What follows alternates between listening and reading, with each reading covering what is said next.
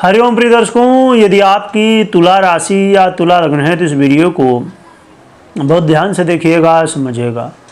इस वीडियो में हम समझने वाले हैं कि गणेश चतुर्थी से पहले आपके जीवन में वो कौन से आपके सपने हैं जो कि पूरे हो सकते हैं। इसके पीछे कौन सी ग्रह स्थिति है, क्या उपाय करने होंगे, कैसे क्या हमें लाभ मिलेंगे, कौन कौन से सपने होंगे जो कि पूरे हो सकते हैं, कौन से नहीं होंगे, सभी कुछ जानेंगे। वीडियो को बहुत ध्यान से और पूरा देखिएगा। फिर दर्शकों, देखा जाए तो जीवन में दुख आते हैं, परंतु हम सोचते हैं कि अब दुख आ गए हैं तो बस जीवन में दुख ही दुख रहेगा, सुख नहीं आने वाला। परंतु ये प्रकृति का नियम है कि ये दुख है तो सुख भी होगा ही होगा। तो ये कैसा समय है, क्या फल मिलेगा, ये जानते हैं। 20 अगस्त की रात्रि 1:19 पर शुक्र का, जो कि आपके लिए बड़े ही महत्वपूर्ण ग्रह हैं, सबसे ज़्यादा महत्वपूर्ण हैं, इन्हीं शुक्र का अब परिवर्तन होने जा रहा है। ये बुध की राशि मिथुन को छोड़ के और अब चंद्रमा की राशि कर्क पे गोचर करने जा रहे हैं। ये गोचर काल ये कैसे क्या प्रभाव देगा, इसे समझना बेहद जरूरी है। देखा जाए तो शुक्र सबसे महत्वपूर्ण ग्रह हैं, आपके लग्न से हैं।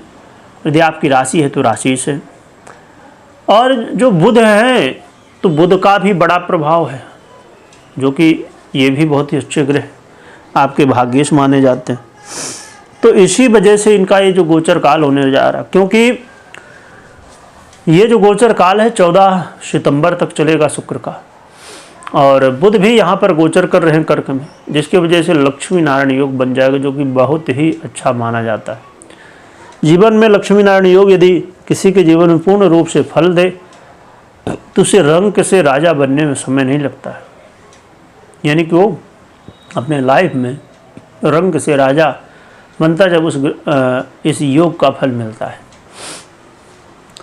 प्रिय दर्शकों, बुध और शुक्र की युति से लक्ष्मी नारायण योग बन जाएगा, परंतु यहाँ पर नक्षत्र के दृष्टिकोण से देखें, जो कि योग में बहुत सारी बातों का ध्यान रखना होता है, बहुत सारे पॉइंट है। जब वो पूरी तरह से सभी पॉइंट 100% मैच करें तभी उसके 100% रिजल्ट भी मिलते हैं। जो कि देखा जाए कि बहुत सारी ऐसी कुंडली होंगी दिन में कोई बड़ा एक दिव्य राज योग दिख जाएगा, पर उसके बावजूद हम देखते हैं कि उसके लाइफ में उतना कोई अच्छी स्थिति नहीं है जितना कि होनी चाहिए था उस योग के अनुसार। यही कारण होता है कि हम योग को गहराई से समझने की कोशिश नहीं करते हैं। चलिए आगे हम बढ़ते हैं और थोड़ा सा चर्चा करते हैं। नक्षत्र के अनुसार यदि हम थोड़ा सा देखें तो पुनर्वसु, पुष्य और अश्लेखा, यानी कि क्रमशः देवगुरु बृहस्पति, शनि और स्वयं बुध के नक्षत्र में गोचर काल चलेगा। ये गोचर काल महत्वपूर्ण इसलिए भी हो जाता है क्योंकि आपने देखा होगा कि जीवन में हर व्यक्ति चाहता उन्नति करे, प्रगति करे, परंतु कोई न कोई अवसर मिलता है।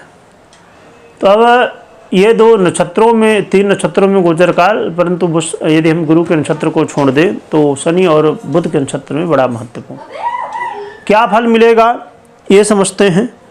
तो ये गोचर काल आपके जीवन में कहना चाहिए कि कार्य क्षेत्र को लेके, जॉब को लेके बड़ा महत्वपूर्ण है। और आप कहे को हर व्यक्ति चाहता है कि हमारी उन्नति हो जाए, प्रगति हो जाए।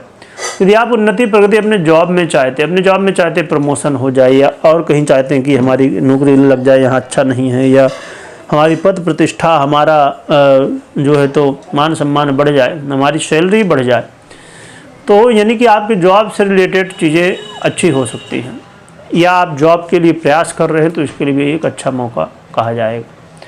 सरकार से जुड़े हुए कामों में आपको सफलताएं मिलने वाली हैं और लोगों का सहयोग भी मिलने वाला है, जो कि यहाँ पर ये देखने को जरूर मिलेगा कि कहीं ना कहीं कुछ ऐसे बतासे हैं जो कि आपको बांटे जा रहे हैं कुछ दूसरे को, यानी कि जो लाभ मिल रहा है तो पूर्णतः उतना नहीं, पर हाँ कुछ न कुछ लाभ जरूर देखने को मिलेगा।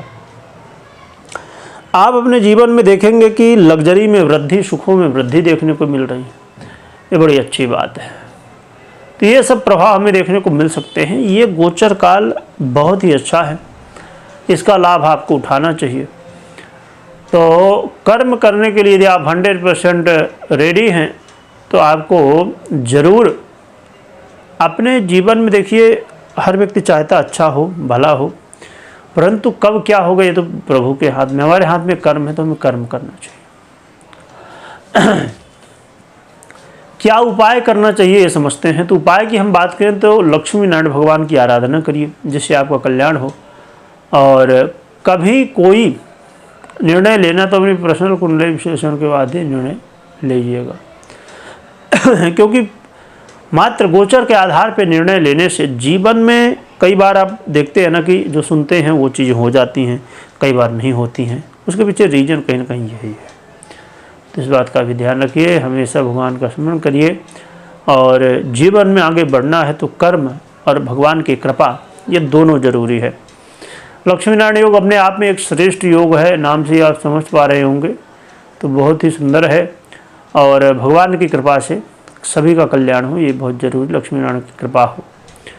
वीडियो देखने के लिए बहुत बहुत धन्यवाद।